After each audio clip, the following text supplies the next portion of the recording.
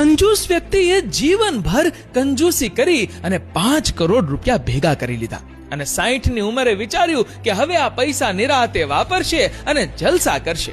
પરંતુ એવું થયું નહીં ને યમરાજ આવી ગયા દરવાજે. એ વ્યક્તિએ યમરાજને કહ્યું, મને થોડો સમય જીવવા દો ને, હજુ તો મેં ભેગું કર્યું છે, વાપરવાનું તો બાકી છે. યમરાજે કહ્યું, તારો સમય પૂરો થઈ ગયો ભાઈ. પેલા વ્યક્તિએ કહ્યું, મને ખાલી 3 દિવસ આપો ને, હું તમને મારા અડધા પૈસા આપી દઉં. યમરાજે કાંઈ ધ્યાન ના આપ્યું. પેલા વ્યક્તિએ ફરી પ્રાર્થના કરી, મને 1 દિવસ આપો ને, હું મારા વર્ષોથી કમાયેલા બધા જ પૈસા આપી દઉં.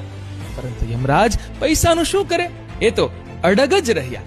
છેલ્લે થાકીને પેલા માણસે કહ્યું, મને ખાલી એટલો સમય આપો કે હું એક સંદેશ લખીને મૂકતો જાઉં.